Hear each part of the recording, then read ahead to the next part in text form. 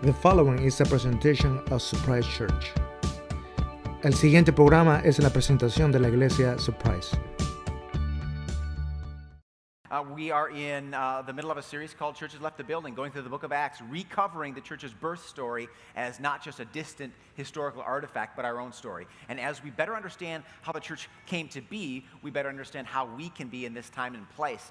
Because our society, believe it or not, is becoming more and more like culturally the society that the church was born and exploded. And so it's incredibly easy to trace the narrative. You know, if you were alive 300-400 years ago in Christianized Europe, it's a very different context than the early church. They had to figure out how to manage all the Christians that were everywhere. That's weird. That's not a New Testament context. But today, we look around outside our front door, and the mission field is all around us, not just in some uncolonized, distant part of the globe. And so, as we read these stories, we see how to live in community with the gospel having an opportunity to be shared near you and in your neighborhoods and in your homes and your workplaces. So this is just a phenomenal. I think we live in the best time in history. Granted, it's full of darkness and brokenness. I mean, you turn on the news, it's not hard to miss. But this is the time, I believe, where believers in Jesus have such potential to do things that can change the world in a way that we've never experienced before. So this is a great time to be going through this book. Last week, we talked about the two essential callings in the church. They learned quickly that the needs were too great for one person to handle. So the leaders of the church were noticing community needs. And I see this all the time. In the Bismarck, Mandan, Lincoln community, I get calls like, hey, can you do this as a church? And I'm like, yes, but I know that I can't. And if I don't mobilize leaders who can, I'm going to have to neglect something that's essential for our church's health to do that instead. And that, when I read that story, I feel permission to say no, but someone else in our church can. So I'm not the yes man for the church. I am the empowerer of people who can serve and take leadership roles. And so one of the things we're passionate about here at Surprise is taking people from guest to host, from visitor to member to servant to leader, so that we have a whole party planning community. We have a community full of good older brothers, if you refer to the parable of the prodigal son, with a bad older brother who didn't really see his role in the family. We're a community of good older brothers, people who see that we have one of these two essential callings. Either I am called to teach and lead through sharing and proclaiming the story in an official sense to the community. So that's my primary role, is to just turn the fire hose on and let the glory of God, the grace of God, just go into people's lives. I mean, that's my primary role. And that happens on Sunday mornings, but it happens mostly elsewhere, where I sit down with people and I talk about how they can serve and function in the community in their own roles, and I help them understand how the gospel gives them not just permission, but power to do that. And those people oftentimes have the second role, the service. Some of those people are in their unique role are called to also be teachers and leaders and equippers, sharing the gospel in a specific way. But many of them are just called to organize and collaborate and create systems that allow our church not just to function on a Sunday morning, weekly basis, but to transform lives outside of here. And so a lot of things that happen, you won't see me there. You'll see members maybe with a t-shirt that looks something like this, but doing something in the community because they have been raised up as leaders to take ownership over that cause. So one of the most rewarding feelings as we go from startup, where there's a pastor and a bunch of people just trying to figure things out, to a team model, one of those rewarding things is when I see a Facebook post of something Surprise is doing and I'm not there. I'm not wishing myself to be dead or anything, but it's this remarkable feeling of, okay, we're getting it. We're moving from guest to host. People are starting to take their roles seriously, and they're starting to get excited about it. And man, it's really fun to watch. So the two essential calls, the word and service. And we learned in Acts 7 that if you're called to service and all you want to do is teach, and that can be an issue in the church, like, hey, I want to be up there getting the attention, I want to be the speaker teacher, then your own role is going to be neglected. Or if a preacher or a leader in the church says, hey, I want to be out there putting out fires and I'm getting sucked into everything, that's okay, but then you start neglecting the thing that makes the church who it is, the story of Jesus, and it doesn't get told. And so we can't neglect either. I want to have you, as you look at your bulletin, as your sermon notes, I want to encourage you to circle yours. Just think about your own hardwiring for a minute. Are you called to share the word in a really primary sense as your vocation in the church? And that's okay. You don't have to be the lead pastor to do that. But some people are really, really called by God to be maybe missional community leaders, to be helpful presences, to lead Bible studies, to really help to just bring the story of Jesus out there. Or do you believe your primary call is to create some sort of system that meets people's needs, that allows the church to accomplish its mission? Both of which are incredibly holy and equally important, and if you lose one or the other, the church starts to feel imbalanced and not accomplish its mission. Circle yours. And really not just what you're comfortable maybe doing, but really what you're gifted for at this point. And that those gifts might need to develop and get figured out how to be configured, but I want you to think about your own calling as we think about that. Now, here's a quote, often, wrongly, but often attributed to St. Francis of Assisi. How many of you have heard this quote? Preach the gospel at all times, if necessary, use words. Have you heard that before? Let me show of hands, right? Okay, it sounds like some wisdom. I mean, you see the thrust of it, right? Like it's, hey, let your actions do the talking. Let your life speak for itself. And if you have to say something. But I want to just take this today, and I want to treat it like a football, and I want to punt it as far out of your mind as I possibly can, okay? I think it's a steaming pile of cow dung, okay? It is complete bull, okay? And I'm going to explain why. But I just want you to know what it says, and I want you just to cross it out. Just get your sermon notes out, cross it out, and just draw a picture of a bull. Excrement is optional.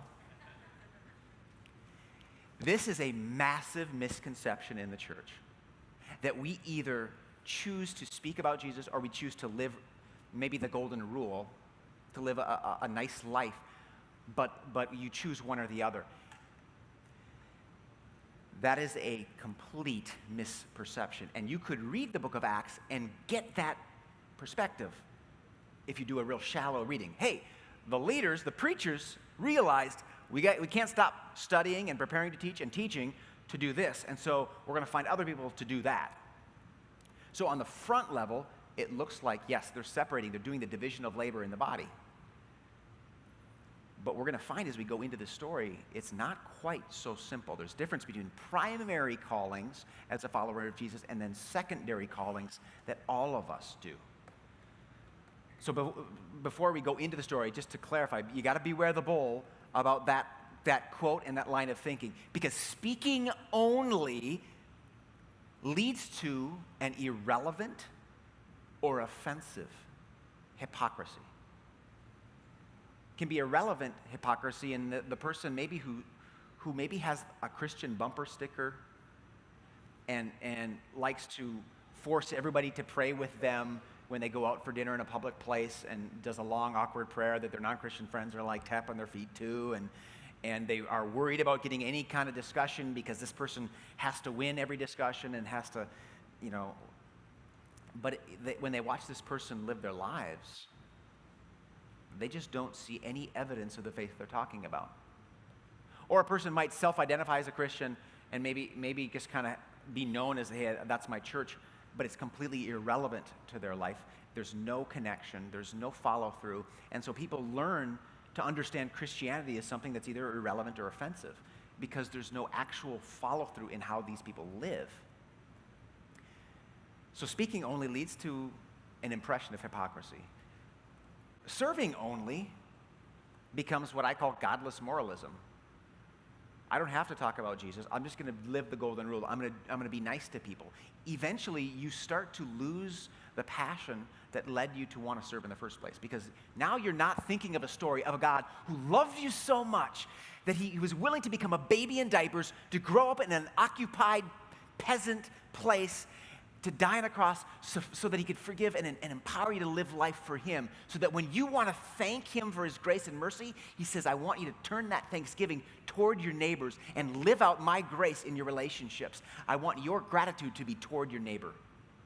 If that story isn't constantly animating what you do, you start to lose your reason for doing it, and it just kind of becomes, I'm going to do what I think is best. Or it leads to a superiority, like I think I'm a really great person. I don't really even think about the story of a God who saw me as so broken that he had to die for me, and that humility no longer guides my lifestyle, and so I'm just doing great things, and I start to see myself as maybe better than those people who aren't doing these great things. So if the story isn't guiding, and it isn't a goal of what you're doing isn't to share that story and to explain why you're doing those things and to return to that story to animate more positive behavior, it starts to become this weird behavior modification, moralism that God isn't involved with after a while. And eventually it just peters out. So we can't just choose one or the other extreme. So let's look at the story and see kind of how this plays out as Stephen now settles into his role as a servant. He's waiting tables, basically. He's bringing bread to the hungry. While Stephen is serving, we see Acts chapter 6 play out. Now Stephen, a man full of God's grace and power. I love that as the description of like the ultimate man.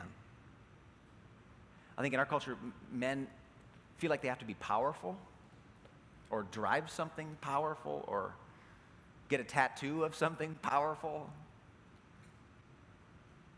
but often miss the grace, that sweetness, that tenderness, that sensitivity to someone's pain, that awareness of someone's needs around them. Guys, speaking for myself first, I can be very absent-minded about other people's needs and pain because I feel like I'm supposed to be strong or successful. But Stephen was the perfect man for this role. He was the perfect person for leadership because he looked a lot like Jesus. When people looked at him, they saw power, but they also saw grace. God's goal for every man and woman, I think, is to display not just beauty, but strength, and not just power, but kindness and love and warmth. Stephen carried both, kind of those masculine and feminine traits. He kind of carried both as he experienced the gospel and it expressed in his life grace and power. People saw both. And because of that, he performed great wonders and signs. Grace and power led him to identify with people's needs, sympathize with people's needs, and call down God's power upon those needs. So the perfect blend of empathy and strength leads him to care enough to express God's power in their lives. And so sparks start to fly. Now, you might ask the question, wait a minute, I thought his job was to serve bread. And here he is doing wonders. So maybe he was serving special bread. Like he's not supposed to be a preacher. He's not supposed to be attending to people's needs. And here it says he's accomplishing signs and wonders and interacting with people on a more of a pastoral, missionary type level. I thought his job was to just serve wonder bread. So we start to see already in the narrative the two roles start to blend together, proving that it isn't quite as simple as either I speak or I act. There's something going on here that allows Stephen's work to be so much more impactful, and yours and mine too. Acts 6, again, this is while he's serving wonder bread. People come to him with his needs. He somehow is able to display God's power, and good things happen, but so does opposition. Opposition arose, however, from the members of the synagogue of the freedmen. That is the synagogue of people who used to be slaves but now are freed slaves, as it was called, and where they were from, Jews of Cyrene and Alexandria, as well as the provinces of Cilicia and Asia, kind of in Turkey, who began to argue with Stephen. When they could not stand up against the wisdom and the spirit God gave him as he spoke. I thought he was just supposed to serve wonder bread. But here, as he's going about his primary vocational calling, as you're going to work answering phones, as you're studying for the chemistry final, as you're rounding up the herd to get them back in the barn, as you're mowing your lawn, he figures out how to do it in such a way that the story of Jesus now becomes shared and expressed, or in this case, dialogued and debated with people who were not in agreement with the story. So while he served, he spoke. His serving opened the door for speaking. So here's the direction. First of all, his primary calling was to feed widows. They noticed that there was an ethnic group that was being neglected as they served the community. And the church said, we don't want to be anti-culture. We don't want to be known as a church that picks and chooses races and cultures one above the other, because Jesus brings us all together as one. And so we're going to fix that. Stephen, you and these other 6 guys, form a committee, form a team, and make that need met. Okay, he goes to feed widows. But while he's doing that, he operates in secondary callings, or he does so in such a way that it leads to the following behaviors. It leads people to see signs of God's power. People see these people caring for needs, and it's just natural. Well, if you're going to try to fill our bellies, what about my sick sister? What about my broken marriage? What about my dying grandfather? Is there anything you can do for them too? Well, yeah. Actually, there is. Where are they? Well, they're in the next town over, because that's where we live, and he can't obviously walk, so we'll get a wheelbarrow. Bring them. Seriously? Yeah, bring them. We'll pray for them, because I don't know if you know this about people who believe in Jesus, but when we pray for people, they tend to get better. Seriously? Yeah. Aren't you just the bread guy? Well, yeah. But go get them. All right, I'll see you tomorrow. Next day, they wheel their lame family member to them, and the 7 of these men get down on their knees, and they put their hands on this lame person, and they pray like people have never heard people pray before. And they call upon the power of a God who they don't deserve his help. They can't force his hand, but they have his promise that because of the death of his son, he is on their side. They are forgiven and clean, and their requests are like his kids asking for food. And he hears their request, and he answers their prayer. And this guy goes, would you let me out of this wheelbarrow? Let me dance a little bit. So they lift him up, and he jumps up and down, and he's praising God, and families are getting restored, and people are being healed of things that they thought they'd have for the rest of their lives. And this is supposed to be the bread guy. That's some pretty darn good bread. Feeding widows leads to connections with the community that lead people to come forth with their needs. I can trust that guy. I can trust that employee is so honest. They do their work with such integrity. They fill out their expense reports with such honesty. They handle conflict with such purity. I can trust that person, maybe with this personal issue. And that allows Stephen to share the gospel. And we know he shared the gospel in the story of Jesus because people are debating with him about that story.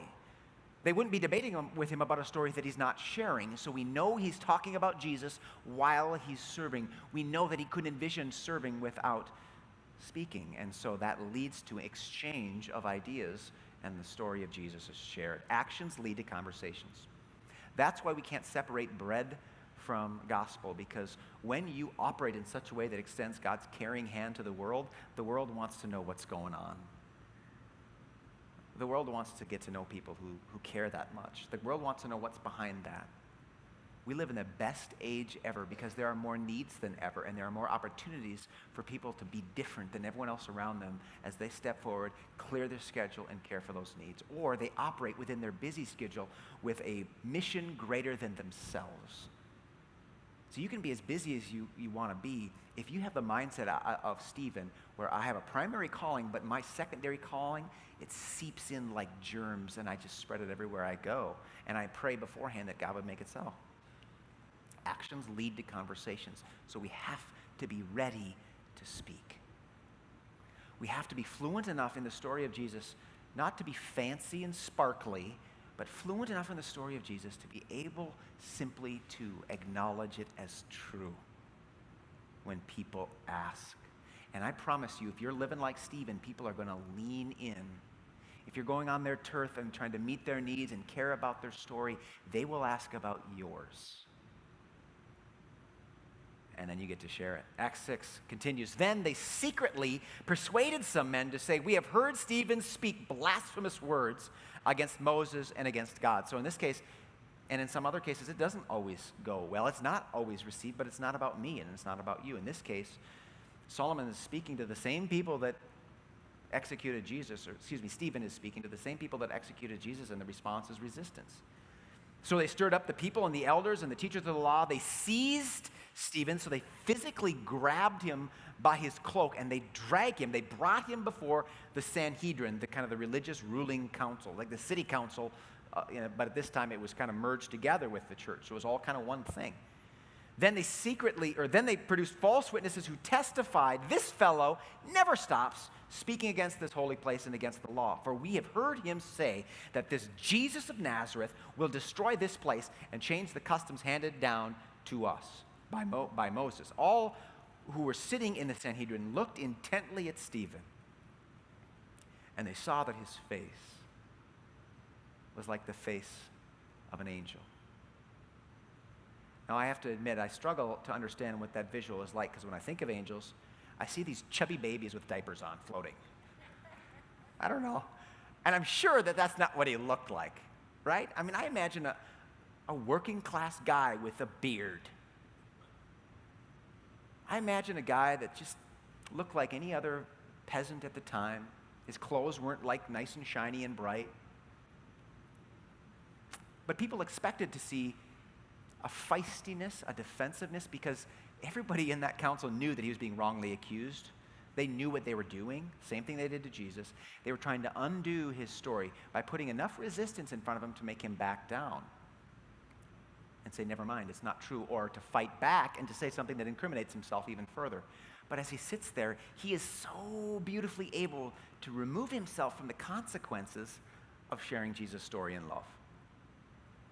I believe that most of the time in your life, the consequences and the results are going to be incredibly rewarding and life-giving, but you'll always have people who don't receive that with joy, who maybe are carrying some really painful baggage of the church wounded me, or my last pastor hurt me, or my parents went to church and then they came home and abused me, and there might be some baggage there that you don't understand or know about, and so you can't accept the consequences of just being honest and lovingly truthful about the story that makes your life meaningful.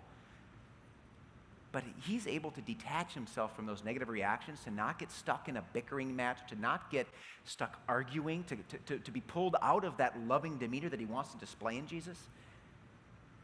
He's just completely composed.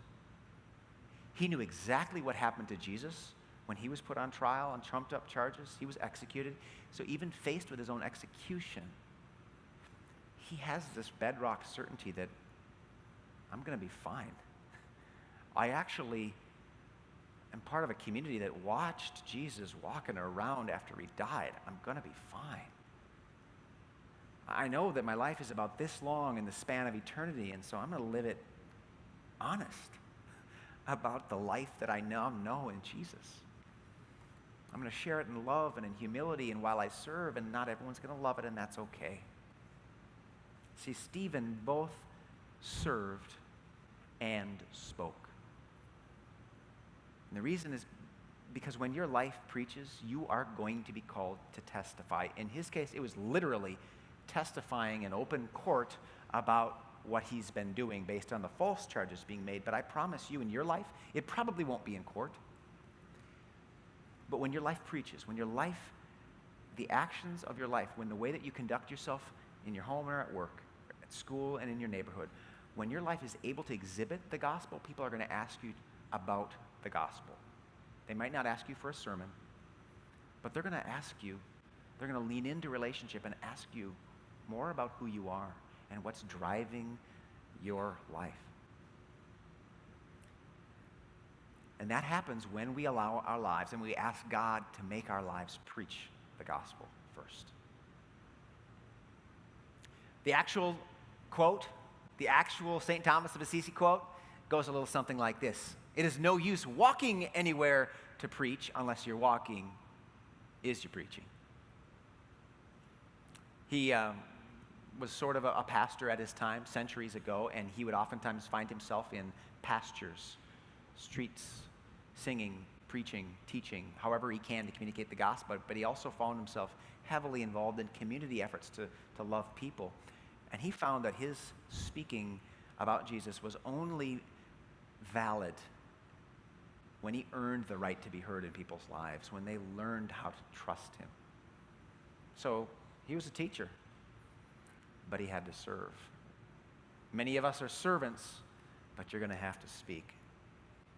We have primary callings and we have secondary callings, and all of us serve and all of us speak. And here's why. If you look at the beginning of Jesus' story, here's the bedrock that guides it all in place. John 1:14, Jesus is known as the Word. That's a Greek concept. The Logos was this essence, this kind of framework that kind of held reality together, this guiding logic, this guiding wisdom that was kind of like the DNA behind creation. And the Greeks had this understanding of the Logos as the highest divine being that made reality what it is and is above even all other gods. And so the New Testament authors come along and say, oh, let me tell you about that Logos. That word is Jesus Christ. And that word didn't stay distant like your Greek divine narratives expressed. That word became flesh and dwelled with us. God just couldn't speak. He couldn't call down commands from a distance. He wasn't content with verbal instructions. He had to be with us. And he lived the life of a servant. And his life of service opened doorway after doorway for demonstration of power and for the telling of God's story and the announcement of the kingdom. And those moments inspired other people to get involved and serve and speak and serve and speak. Fast forward 2,000 years, and people have given their life and their blood so that we could have churches in Bismarck, North Dakota. Because the Word became flesh. The speaking had to become acting, had to become speaking, had to become acting. Here's how we train people how to do this here. We have missional communities, and we practice something in missional communities called gospel fluency. We help people become more fluent in their ability to speak the language of gospel. We live in a world that is more of a bony, eye for an eye, tooth for tooth, dog eat dog, compete, kill or be killed, or judge not, but whatever that means. And we want to teach people a better way of speaking and thinking about circumstances. How to speak gospelese, how to speak the language and tell the story in a way that makes Jesus the hero. So we train people, we teach people, and we have great resources that allow people to learn how to do this. We have DNA groups where you get together every day and really just in a group of 3 or 4 people, apply the story of Jesus to your group's life and ask them to listen to what's going on and apply the story to your own life. Because we want to be a community that both embodies the word and proclaims it, that speaks it and that acts it. A couple questions that you'll see on your sermon notes insert as you leave today. I just want to encourage you to think through these questions as you go. And think them through this week to connect the bridge from Sunday to the rest of the week. Which do I tend to neglect and why? Do you speak or act in faith? Do you proclaim or embody? Are you making the false choice of one or the other? Maybe some of us choose neither. I'm just too busy to even think about both. God wants us to have a primary and secondary calling that work together for the sharing of his story. Does my life preach? Do I go to work and actually is my life sending a message? Do my neighbors see something different? So that I'm asked to testify. I'm asked to share the reason for the hope that's in me. How can I preach through my lifestyle? How can the word become flesh in my life? And lastly, am I prepared to speak when serving opens doors? Really important questions to think of as we try to accomplish our mission of being the surprise of God to a world in need by building a family of servant missionaries, speaking actors who speak, changing the world for good. Would you stand and pray with me and ask God to make us more ready to be a family of servant missionaries? Heavenly Father, thank you that as the band comes up and we prepare to sing our last song, thank you that this isn't the end of our worship service. Worship starts when we leave the building. And so, God, we ask you to give us the courage we need to confront the barriers in our lives to loving the people closest to us well, to being sensitive, to being willing to love and serve, and then banding together to make the world better. Don't let us be caught up in other distractions. Don't let us have to choose between speaking and acting, and don't let us have to choose between serving you and being busy in the world. Teach us how to be missionaries, undercover pastors whose lives preach wherever you send us. And then when we see your face, you promise to look at us and smile and say, well done, good and faithful servants. Enter into the joy of your master. Till that day comes, Lord, teach us how to speak. Teach us how to serve. Both. In Jesus' name.